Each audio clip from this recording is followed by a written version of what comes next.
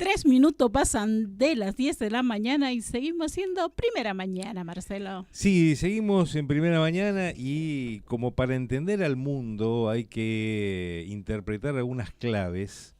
Está el programa Mundo en Clave que nuestros colegas desde Buenos Aires, desde Radio Caput, llevan adelante, Larry Levy y Hugo Gulman. Nosotros tenemos el gusto de poder contar con este programa los días sábados. Y hoy tenemos la posibilidad de hablar con Larry Levy, que está allí en Buenos Aires. Larry Levy, especialista y analista internacional, periodista de muchísima trayectoria, que nos da mucho gusto poder tenerlo por primera vez en una comunicación a través de Meet con nosotros. Larry, muy buenos días. Te saluda Marcelo Teles, me acompaña Mara Sepúlveda aquí en RPD Radio desde Oberá Misiones. Mara, Marcelo, buenos días, ¿cómo están? Desde esa tierra tan bonita como es Misiones, que nos es muy cara también a los porteños, por supuesto. Sí, un gran gusto y la posibilidad de poder preguntarte unas cuantas cosas que, insisto, el título del programa de los sábados, tenés otros programas también en Radio Caput, también conductor de Quédate con el Vuelto, también con Hugo, un magazine semanal de lunes a los lunes de 13 a 15 y también los lunes Mundo en Clave. De hecho ya tenemos el programa que vamos a pasar este próximo sábado. Esta semana le toca a Dinamarca. La semana pasada, que lo compartimos el sábado, fue el tema de África. Realmente muy interesante el análisis que hacía ese joven periodista y que compartió con vos y con Hugo.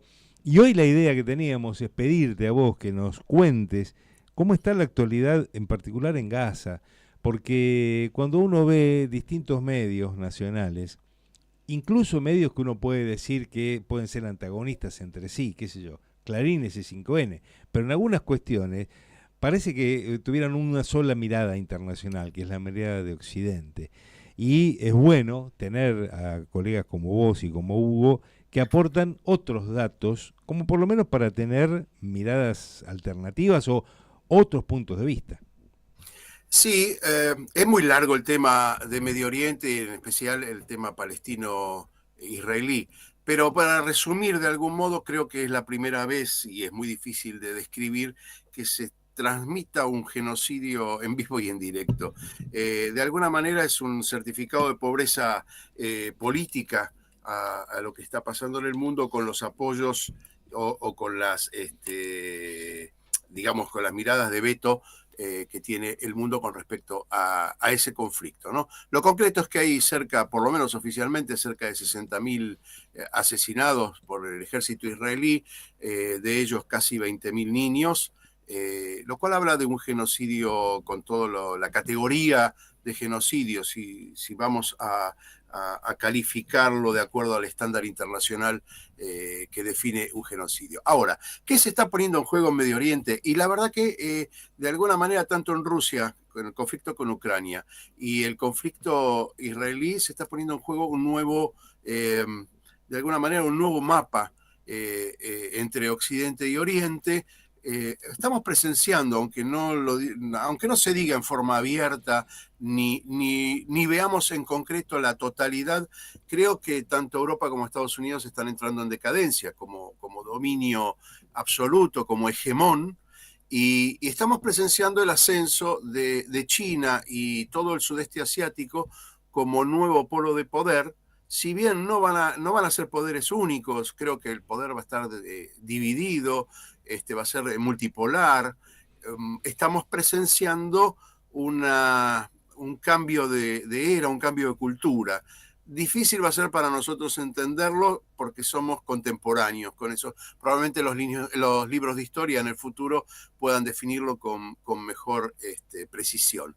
Ahora, me parece que la decadencia del proyecto sionista israelí está llegando a un punto máximo de exposición donde se expresa de algún modo un avance expansionista, ¿no? Israel aprovechó varios puntos. Por ejemplo, la caída del régimen sirio sirvió también para que Israel atacase el sur de Siria, un vecino y antiguo digamos, objeto de deseo de Israel de neutralizar el poder sirio y también de atacar el Líbano. El Líbano tiene un proceso interior diferente, por lo cual de alguna manera juega para Israel porque el Estado libanés quiere neutralizar el poder de Hezbollah, que se ha constituido en una milicia casi independiente del Estado, casi tomando el poder del Estado. Bueno, en esa disputa libanesa, muchos decimos siempre que el Líbano es un ejemplo de libanización, de balcanización, de división de un país. Bueno, en este momento también tiene su propio proceso. En conclusión, para cerrar esta primera pregunta, te diría que ahí se juega la decadencia y la lucha entre Oriente y Occidente, puesto en un conflicto que lleva ya 70 años, que es desde la creación del Estado de Israel, y específicamente a mí no me gusta poner el mojón ahí en el 48, me gusta ponerlo más que nada en la Guerra de los 6 días, en el 67, cuando Israel toma Cisjordania, Gaza y el Sinaí fue devuelto a Egipto, pero Gaza tuvo este destino maldito, porque la población de Gaza está sufriendo desde el 67 para aquí, y la población de Cisjordania, que habían acordado ya en el año 1992, 1994, con los acuerdos de Oslo, habían acordado una paz que fue boicoteada por el lado israelí. Fue asesinado el primer ministro por entonces, Yitzhak Rabin, que había firmado la paz, el acuerdo de Oslo con los palestinos, con Arafat, con mucho esfuerzo, porque no se miraban con gusto y con placer. Creo que las dos partes firmaron con bastante reparo, pero fue el principio de algo, o era el principio de algo que, bueno, finalmente no se concretó. Ciertamente varios temas que se pueden desglosar de lo que estás contando. Recién hablabas de este genocidio y que son 60.000 los muertos, y lo que tenemos que contarle a la audiencia es que esto tiene que ver con el periodo reciente, desde el 7 de octubre del 2023 a la fecha. Todavía no se cumplieron 2 años de esa supuesta operación que tan fuerte es el servicio de inteligencia israelí, y justo pasa que se le colaron prácticamente como desprevenidos en un momento en donde el actual primer ministro de Israel, Benjamín Netanyahu, tiene resistencias en las fronteras hacia adentro. ¿Por qué nos preocupa? Nosotros estamos acá en el medio del monte misionero, en Oberá, pero estamos en Argentina, y usaste una palabra recién, que es balcanización, cuando uno se refiere a lo que pasó en los Balcanes y lo que pasó con la fragmentación de países, no sé, Yugoslavia, por ejemplo. Y si uno escucha lo que venía diciendo hace poquito el aspirante embajador de Estados Unidos, este señor que es cubano-americano, y que dice que va a visitar a cada uno de los gobernadores, y que siempre han dicho, ¿no?, que somos un país tan grande y un país que puede albergar tanta gente, teniendo un presidente que se la pasa, yo creo que es un cosplayer, porque él va al Muro de los Lamentos y es un israelí más. Va, no sé, de repente a cualquier otra parte. Me hace acordar mucho una gran película que hizo Woody Allen, que se llamaba Selig, que es una persona que se transformaba en función de donde él estaba y hacía... Exactamente. Bueno, pero en el medio nos está metiendo en un quilombo, para hablar en criollo, muy vinculado con los intereses del Estado de Israel en las riquezas naturales nuestras, en muchas otras cosas, porque ciertamente tenemos que prestarle un poquito más de atención, creo, y no solamente leer las noticias, viste, como te vienen a veces en las tapas de los diarios, sin analizar qué hay atrás de ello. Bueno, esto de no leer las noticias de acuerdo a las claves que nos dan los medios, bueno, es lo que nos llevó quizás a este gobierno tan trágico que tenemos nosotros, ¿no? Ahora, con respecto a las vinculaciones internacionales, hay un ambiente también que tenemos que tener cuidado, que es el ambiente conspiranoico, donde vemos enemigos por todas partes y atrás de cada piedra. En el mundo de la geopolítica está cambiando la mirada. ¿Por qué? Porque los que analizan, los estudiosos de la geopolítica, hasta el momento que tenían un análisis que era la mirada de la historia, la repetición de hechos, la observación y el pronóstico, ¿no? Que de acuerdo a estos hechos que pasaron en el pasado, de manera tal y tal, y se reiteraron a lo largo de la historia, bueno, provocan lo que sigue. Esta vez no tenemos esa posibilidad. Los periodistas que hacemos también geopolítica tenemos muy poco margen de certezas sobre lo que va a ocurrir. Con respecto a la vinculación, bueno, ustedes allí en Misiones, la Triple Frontera, Sí. ha sido objeto de análisis de los más perversos, ¿no? De tráfico de armas, de droga, de terrorismo, y la verdad que nunca se comprobó nada. Es solamente alertas que ponen a nuestro país en la mira por los deseos de las grandes potencias, en este caso de Estados Unidos. Nosotros, y es más, tuvimos dos, es muy común decir, bueno, mirá lo que está pasando en Oriente Medio con Irán, y nosotros ya tuvimos 2 atentados. Concretamente, Marcelo, nunca hubo una evidencia concreta de participación iraní, formalmente hablo, ¿no? Del país, Irán, Sí. en los atentados que ocurrieron aquí en la Argentina. Entonces me parece que lo que tenemos que hacer es mirar con mucha precaución. Estamos frente, ayer hablamos de Dinamarca, ya van a ver el programa el sábado, está cambiando el panorama político, la forma de relacionarse con la política, y hay concretamente una derechización de la política en general en Europa, en el mundo occidental, mientras que tanto en África como en Asia están surgiendo movimientos de liberación. Somos testigos de lo que está pasando en África con el Sahel, que bueno, es lo que hablábamos la semana anterior en nuestro programa. Digo, no hay una dirección concreta a la cual mirar y apuntar. Entonces, tenemos que ser muy cuidadosos. Con respecto a lo que vos hablabas de este hombre, Lamelas, que es el candidato a ser virrey en la Argentina, Sí. realmente es patético, ¿no? Es decir, no entra dentro, no encaja dentro de ningún análisis serio de la política. Estamos en un proceso nosotros, bueno, tiene que ver con que tanto el campo nacional y popular, y esto lo digo y me hago cargo en forma personal, no dimos respuestas a un montón de exigencias de la gente, y hoy estamos, y no porque no quisiésemos, sino porque no supimos cómo enfrentar a los grandes poderes, o quisimos ser demasiado gentiles, ¿no? Y bueno, nos condujo a lo que estamos viviendo ahora. Pero yo creo que la verdad, la necesidad de la gente de abajo, la parte de abajo de la pirámide, va a surgir. Esto es para nosotros un momento histórico que terminará siendo una anécdota. Soy ahí muy optimista en ese aspecto.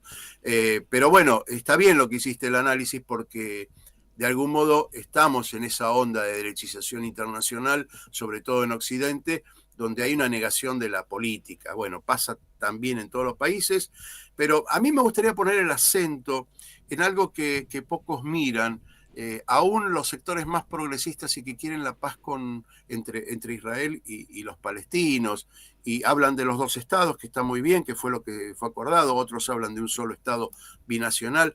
Lo concreto es que hay un odio acumulado durante muchos años, y llevar a cabo un genocidio como el que está llevando Israel no se puede hacer si no hay bajo la piel, bajo la epidermis de los israelíes, un odio acumulado contra los palestinos. Y esto tiene que ver con algo que vienen denunciando académicos israelíes con respecto a la educación en Israel.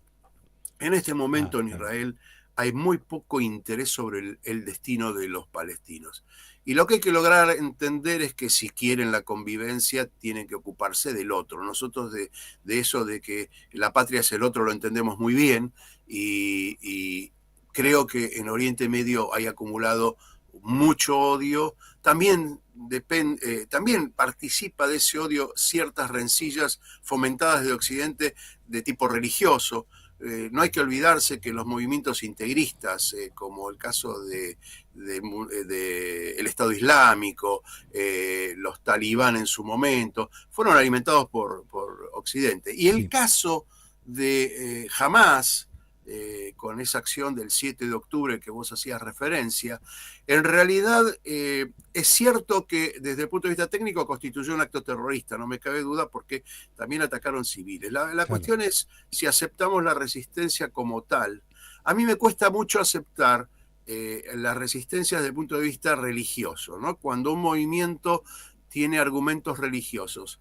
Ahora, que los palestinos tienen derecho a la resistencia, y bueno, yo muchas dudas no tengo al respecto, ¿no? Si durante tantos años vienen sufriendo los asentamientos israelíes, la agresión israelí, bueno, de algún modo esa resistencia tiene que salir.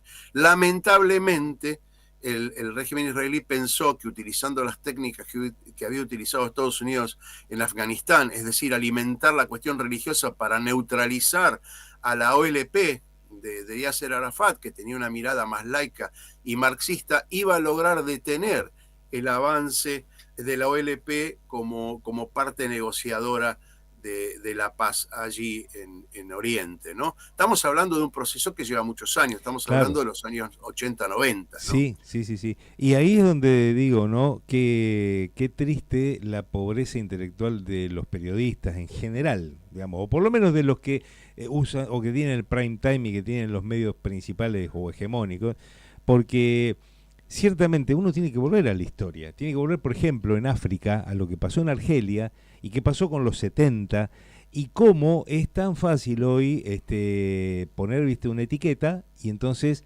sos bueno, sos malo, tenés tal o cual ascendencia, sos esto, sos aquello, sos anti, sos...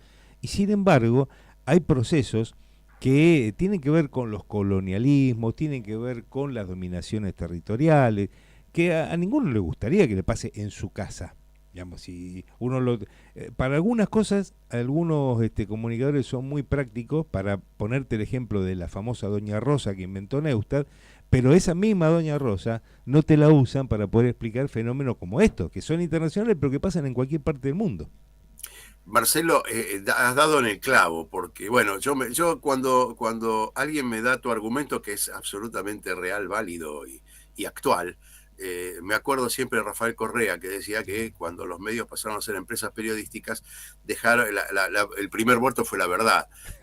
Y cuando no se distribuye la información, no se elabora la información, bueno, tenemos esto, no tenemos prensa, no tenemos periodismo, tenemos comunicación, tenemos comunicadores. Entonces, claro, la primera afectada es la verdad. No cabe ninguna duda de lo que vos estás diciendo, y se remite a los intereses de las grandes empresas periodísticas. Nosotros tuvimos un intento maravilloso que, bueno, lo abortó el poder, porque no hay otra forma de decirlo, que fue la ley de medios, donde se distribuía de algún modo la elaboración de la información, las radios como las nuestras, que son radios...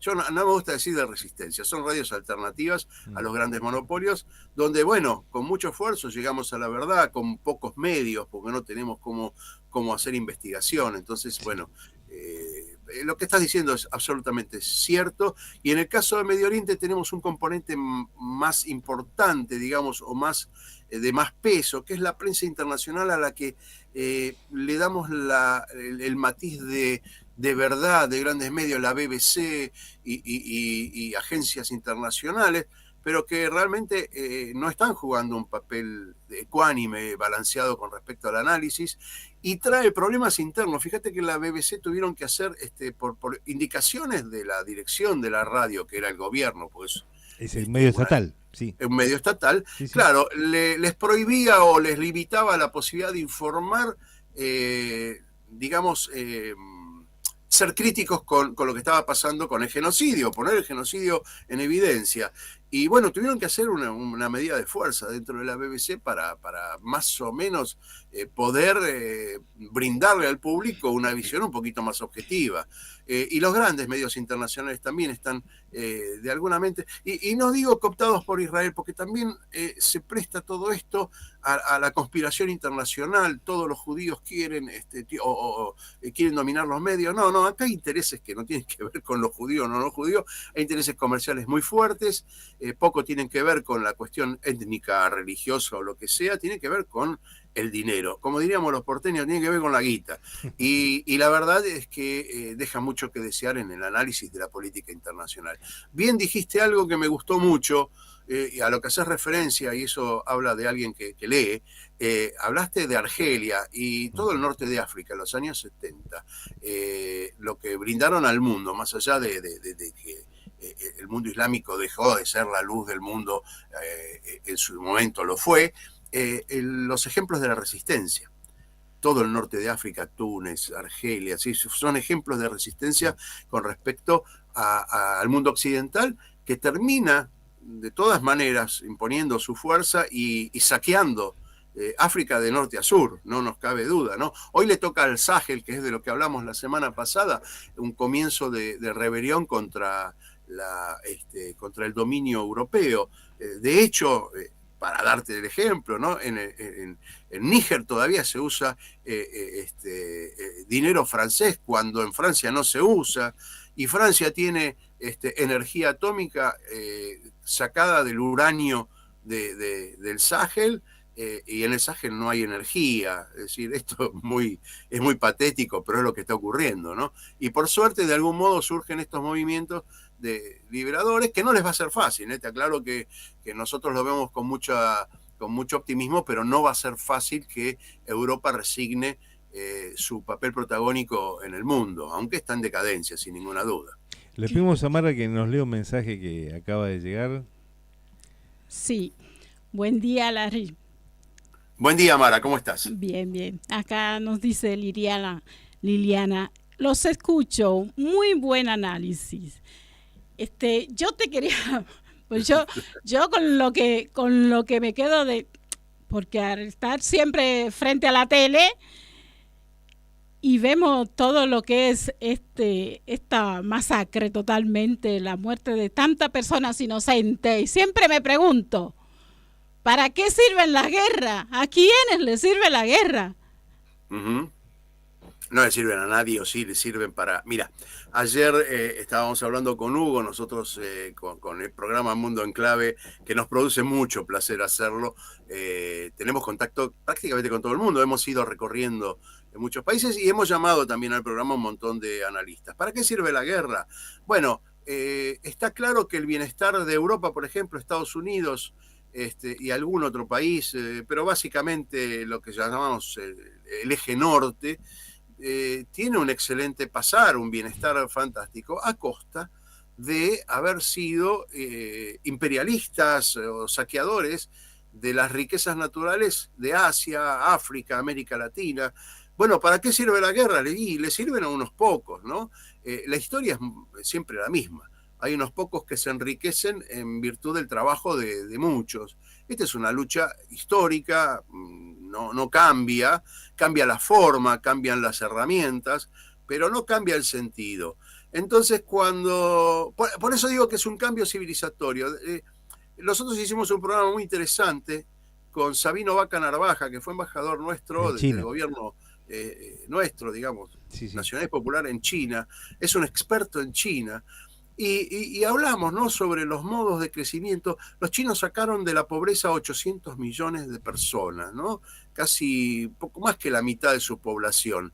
Con un trabajo que seguramente, o con un gobierno que seguramente para los latinoamericanos no hubiese sido muy amable, porque es un gobierno, digamos, que observa y tiene el control del poder absoluto, pero que se tradujo en el bienestar de la gente.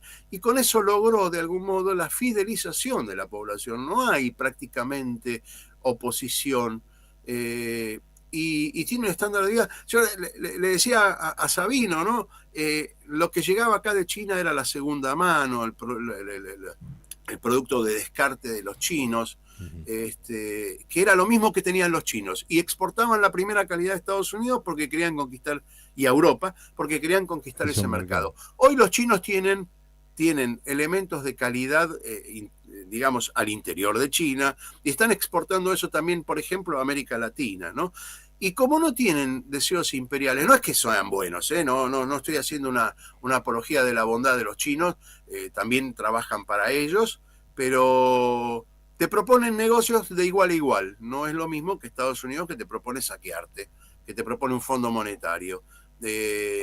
Los chinos tienen una mirada de crecimiento, digamos, que va acompañado de sus socios comerciales, y a vos te toma como un socio, como un par. Y eso es lo importante. ¿Para qué sirven las guerras concretamente? Y no, sirve para que consoliden el poder unos pocos, nada más. Larry, nosotros te agradecemos estos minutos. Te cuento que una de las frases que tenemos de cabecera es de un periodista polaco, Richard Kapuscinski. Cuando se descubrió que la información era un negocio, la verdad dejó de ser importante. Nosotros creemos en la verdad, no tenemos la verdad, buscamos que se escuchen muchas voces y que en la cabeza nos quede dando vuelta algo que sea una duda, para que nosotros vayamos a buscar de qué se trata, porque si no compramos todo ya manufacturado. Nos gusta mucho tener los sábados precisamente Mundo en Clave. Estamos contentos de conocerte, conocerle también a Hugo.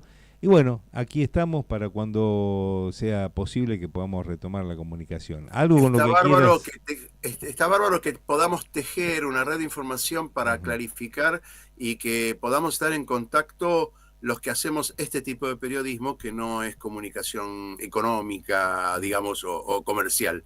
Así que les agradezco yo a ustedes que me hayan dado esta posibilidad de escucharme, ¿no?